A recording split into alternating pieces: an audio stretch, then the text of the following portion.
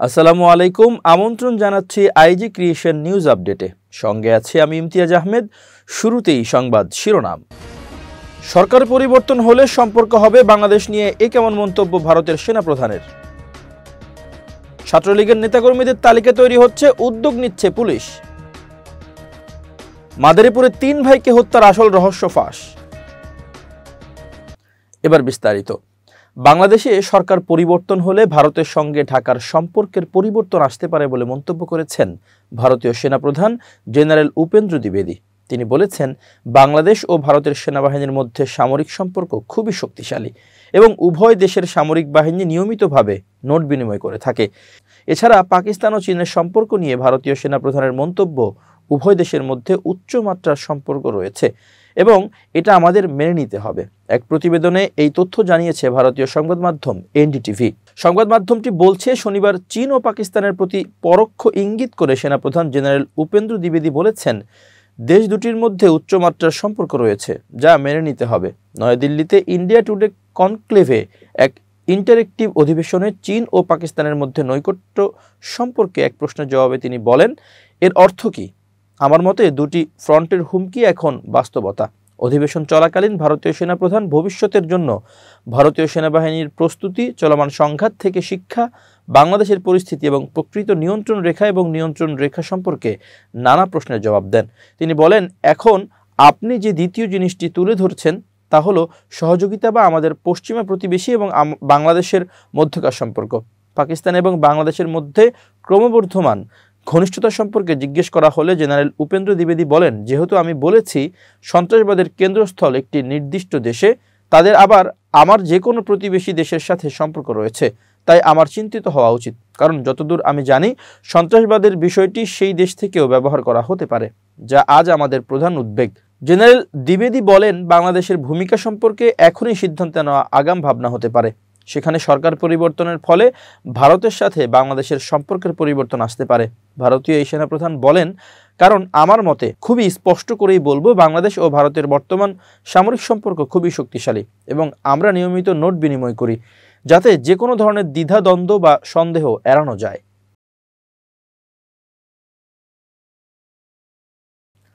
সারা দেশের প্রতিটি থানায় নিষিদ্ধ ছাত্র সংগঠন বাংলাদেশ ছাত্রলীগের নেতাকর্মীদের তালিকা তৈরি হচ্ছে। সংগঠনটির কর্মকাণ্ড, গতিবিধি ও ভবিষ্যৎ পরিকল্পনার উপর নজর রাখতে এই উদ্যোগ নেওয়া হয়েছে।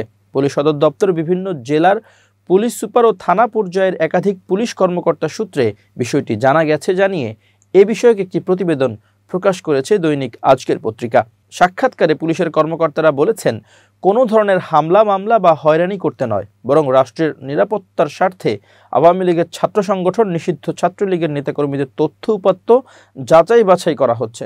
পুলিশের বরাত দিয়ে প্রতিবেদনে বলা হয়, সারা দেশে আইনশৃঙ্খলা বাহিনীর অবনতি ঘটানোর অপচেষ্টা চালাচ্ছে নিষিদ্ধ ঘোষিত এ সংগঠনের নেতাকর্মীরা। দেশের পরিস্থিতির অবনতি করতে তারা সংগঠিত হওয়ার চেষ্টা করছে। সেই আশঙ্কা থেকে ছাত্রলীগ নেতাকর্মীদের গতিবিধি অনুসরণ করতে পুলিশ সদর দপ্তর থেকে নির্দেশনা দেওয়া হয়েছে।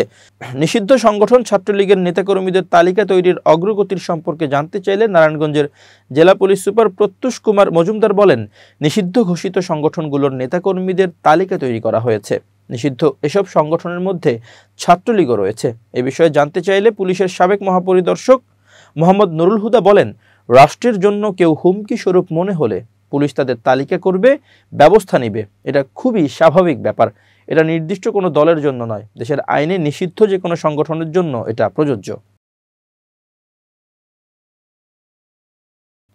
মাদারীপুরে শনিবার বালুর ব্যবসা সংক্রান্ত বিরোধের জেরে 3 ভাইকে কুপিয়ে হত্যার ঘটনার পর সামাজিক যোগাযোগ মাধ্যমে ভাইরাল হয়েছে একটি ভিডিও। এতে দেখা গেছে মাথাবিহীন এক ব্যক্তি হাত পা নাড়ছে। ভিডিওতে আর্তনাদের শব্দ শোনা যায়।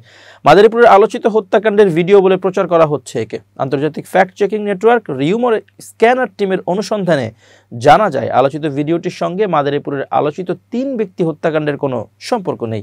এটি ভারতের একটি মন্দিরে ভূত তাড়ানোর বিশেষ ধর্মীয় আনুষ্ঠানিকতার দৃশ্য। মূল ভিডিওতে থাকা ব্যক্তিটি আসলে একটি গর্তে মাথা ঢুকিয়ে রেখেছেন। দাবিকৃত ভিডিওতে মূল ভিডিওর খণ্ডিত অংশ প্রচারের ফলে ব্যক্তিটিকে মাথাবিহীন বলে মনে হচ্ছে। এর সঙ্গে ডিজিটাল প্রযুক্তির মাধ্যমে ভিডিওর অডিও পরিবর্তন করে আর্তনাদের শব্দ সংযোজন করা হয়েছে। এই বিষয়ে অনুসন্ধানে একটি ইউটিউব চ্যানেলে 2022 সালের 7 মার্চ প্রকাশিত একই ভিডিওর দীর্ঘ সংস্করণ খুঁজে পাওয়া যায়। আলোচিত দাবির সঙ্গে প্রচারিত ভিডিওটি মূলত এই ভিডিওরই খণ্ডিত অংশ। সেই ভিডিওটি পর্যবেক্ষণে দেখা যায় এক ব্যক্তি একটি মূর্তির সামনে মাথা ঢুকিয়ে হাত পা ছুড়ছেন। ভিডিওটিতে একজন নারীকেও একই আচরণ করতে দেখা যায়। এতে ঢাক, ঢোল ও অন্যান্য বাদ্যযন্ত্রের সঙ্গে কীর্তন গাইতে শোনা যায়। ভিডিওটির বর্ণনা ও শিরোনাম বিশ্লেষণে জানা যায় এটি ভারতের উত্তরপ্রদেশের আমেঠি জেলার একটি মন্দিরের ভিডিও। ভারতের ওই মন্দিরে ভূত তাড়ানোর উদ্দেশ্যে পালিত এক বিশেষ ধর্মীয় আনুষ্ঠানিকতার চিত্র। ওই ইউটিউব চ্যানেল ঘেঁটে দেখা যায় সেখানে একই ধরনের আরও অনেক ভিডিও রয়েছে। এসব ভিডিওতে বিভিন্ন ব্যক্তিকে একই গর্তে মাথা ঢুকিয়ে হাত পা নাড়তে দেখা যায়। পাশাপাশি সেখানে আরও একটি বড় গর্তের উপস্থিতিও লক্ষ্য করা যায়। মাদারীপুরের হত্যাকাণ্ডের দৃশ্য দাবিতে ভারতের একটি মন্দিরে ভূত তাড়ানোর উদ্দেশ্যে পালিত বিশেষ ধর্মীয় আনুষ্ঠানিকতার ভিডিও প্রচার করা হচ্ছে, যা বিভ্রান্তিকর। অবৈধ বালু ব্যবসায় নিয়ে দ্বন্দ্ব ও আধিপত্য বিস্তারকে কেন্দ্র করে মাদারীপুরে আপন 2 ভাই সহ 3 জনকে কুপিয়ে হত্যা করা হয়।